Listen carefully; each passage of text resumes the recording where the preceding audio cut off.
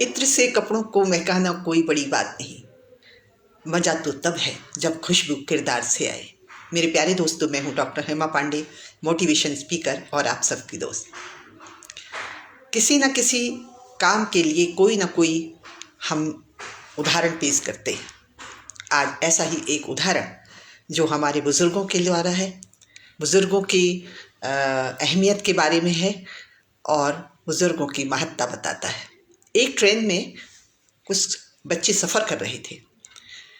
लड़कों का काम है शरारत करना, और चाहे वो किसी स्कूल में हो, बाज़ार में हो या किसी संस्था में हो, ट्रेन में हो, उनकी बुद्धि शरारती बनी रहती है। ऐसे में उन्होंने सोचा कि कैसे समय पार किया जाए, और उन्होंने आपस में पैसे इकट्ठे किए और ट्रेन की चैन खींचने का निर्णय लिया। दोस्तों, दिक्कत ये नहीं थी कि चैन खींची जाए, दिक्कत ये थी कि किसका नाम लगाया जाए और पैसे भी बच जाए। फिलहाल 300 रुपये जमा हुए और लोगों ने ये संकल्प किया कि पैसे 1200 रुपये हो गए हैं, ये तुम रखो। एक बच्चे को दिया और सोचा कि अब हम ट्रेन रुकने पर जब टीटी कुछ कहेगा तो हम मज़ा लेंगे। इतने में एक बुज़ुर्ग व्यक्ति आता है। बुज़ुर्ग व्यक्ति को देखकर उन बच्चों को शरारत सूझती है। कहते हैं, ये तो बहुत अच्छा हुआ, चैन खींचते हैं और इन बुज़ुर्ग व्यक्ति का नाम ले लेते हैं। बुज़ुर्ग व्यक्ति ने कहा, भाई मैंने तुम्हारा क्या बिगाड़ा है, तुम मेरा नाम क्यों लेना चाहते हो? उन्होंने कहा, बड़ा मज़ा आएगा, हम तो इनका ही नाम लेंगे। और देखते देखते ट्रेन की चैन खींच दी जाती है और ट्रेन में टीटी को खुद ही बुला लाते हैं वो लड़के। जब टीटी आता है तो वो कहते हैं कि अब टीटी आ गया है और अब हम इनका नाम लेते हैं। बोले, यही बुज़ुर्ग हैं जिन्होंने चैन खींची है। बुज़ुर्ग जानता था कि ये 4 लड़के हैं और चारों की बात के आगे मेरी बात का कोई अहमियत नहीं रहेगा। तो जब टीटी ने पूछा कि क्या तुमने चैन खींची है, तो उसने कहा, हाँ हुजूर, मैंने ही खींची है। चैन क्यों खींची?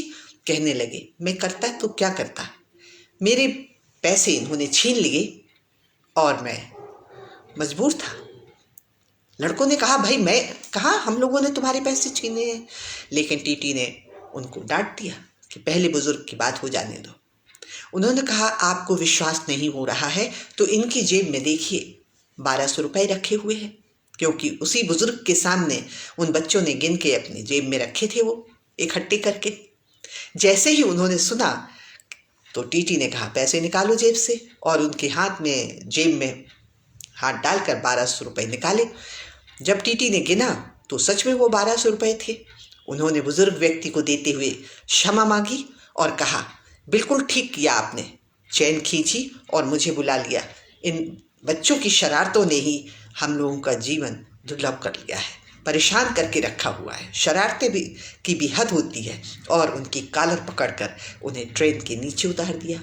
अब वो ट्रेन के नीचे से जब जा रहे थे तो प्लेटफार्म पर उन बच्चों ने देखा तो बुजुर्ग अपनी दाढ़ी पर हाथ फेरते हुए कह रहा था, बाबू ये बाल धूप में सफ़ेद नहीं हुए हैं। बुजुर्गों से आप पंगा नहीं ले सकते हैं, जिंदगी भर की अनुभव लिए बैठे हैं वो, इसलिए हमें उनको साथ लेकर चलना है। वर्तमान और अगर भूत मिलता है तो वो बन जाता है सुखद भविष्य।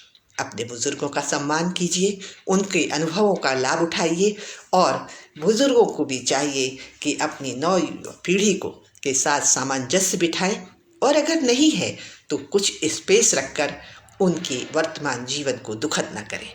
उन्हें लड़ाई लड़ने दें, अपनी ज़िंदगी की सीखने दें, अनुभव बटोरने दें, गलतियां करने दें और अपने आप ज़िंदगी को एंजॉय करने दें। ये दो अपने उम्र का पूरा फ़ायदा उठाएं, अपनी सेहत का ध्यान रखें, अपनी हॉबी बनाए रखें, और जितना हो सके उतना अनुभव बच्चों में बांटते रहें। आज इतना ही। जय हिंद, जय भारत, नमस्कार।